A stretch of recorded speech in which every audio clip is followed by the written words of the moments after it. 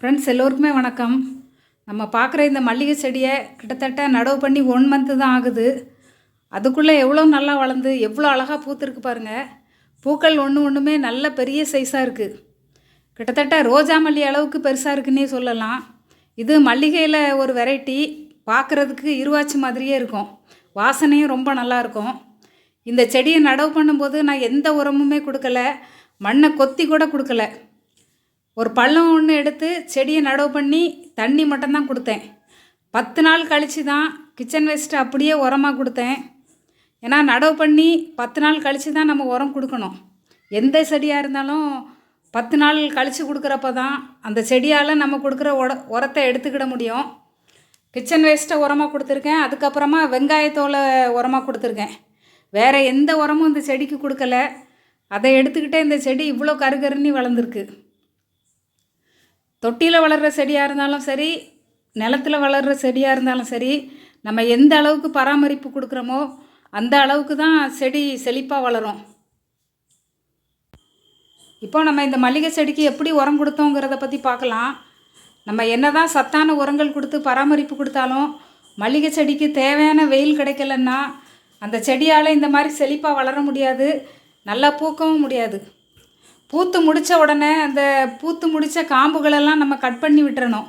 அதே மாதிரி முத்தி போன இலைகளையுமே நம்ம உருவி எடுத்துடணும். மண்ணையும் நல்லா கொத்தி கொடுக்கணும்.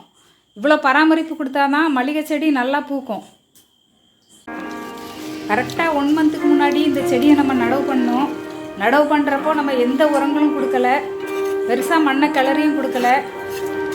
சும்மா நடவு பண்ணி தண்ணி மட்டும்தான் கொடுத்தோம்.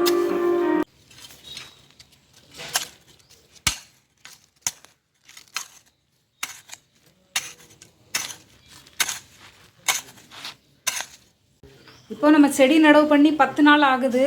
மண்ணை நல்லா கொத்தி கொடுத்து இந்த மாதிரி செடியை சுற்றி கிச்சன் வேஸ்ட்டை உரமாக கொடுத்தோம். இந்த மாதிரி நம்ம உரங்கள் கொடுக்குறப்போ தான் செடிக்கு சத்தம் கிடைக்குது, மண்ணுக்கு ஒரு காற்றோட்டத்தன்மையும் கிடைக்குது, நுண்ணுயிர் பெருக்கமும் நிறைய ஏற்படும், செடி வளர்ச்சியும் நல்லாயிருக்கும். கிச்சன் வேஸ்ட்டை உரமாக கொடுத்து 10 நாள் ஆகுது. மறுபடியும் மண்ணை நல்லா கிளறி வெங்காயத்தோலை உரமாக கொடுக்க போகிறோம். நம்ம கொடுத்த கிச்சன் வேஸ்ட்டு எதுவுமே கண்ணுக்கு தெரியலை பாருங்கள். எல்லாமே நல்லா மண்ணோட மண்ணாக மக்கிடுச்சு. அப்படி நல்லா மக்கும்போது தான் செடியால் உரமாக எடுத்துக்கிட முடியும். வெங்காயத்தோலை உரமாக கொடுக்குறதால செடிகளுக்கு நிறைய மைக்ரோ நியூட்ரியன்ஸும் கிடைக்குது. நம்மக்கிட்ட வெங்காயத்தோல் நிறையா இருந்தால் அடிக்கடி உரமாக கொடுக்கலாம். மண்ணுக்கு நிறைய காற்றோட்ட தன்மையும் கிடைக்கும். செடிகள் நல்லா பெரிய பெரிய சைஸ் பூக்களாக பூக்கும். ரோஜா செடிக்கு கூட வெங்காயத்தோலை அடிக்கடி நம்ம உரமாக கொடுக்கலாம். இந்த மாதிரி மண்ணை நல்லா மூடி விட்டுட்டோன்னா வெங்காயத்தோல் வந்து 1 வாரத்துக்குள்ளே நல்லா மக்கிரும்.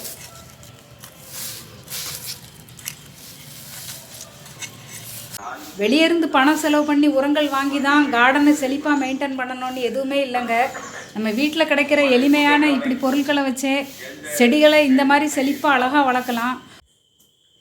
ஒரு சில குறிப்புகளை மட்டும் நம்ம புரிஞ்சு கார்டனிங் பண்ணோன்னா செடி வளர்க்குறது ரொம்ப ஈஸி. உங்களுக்கு இந்த வீடியோ பிடிச்சிருக்கோன்னு நினைக்கிறேன். பயனளிக்கும் விதத்தில் அமைஞ்சிருக்கோன்னு நான் நம்புகிறேன். நீங்களும் அப்படி நினச்சிங்கன்னா என் சேனலில் சப்ஸ்கிரைப் பண்ணுங்கள், உங்கள் நண்பர்களுக்கெல்லாம் ஷேர் பண்ணுங்கள். நன்றி, வணக்கம்.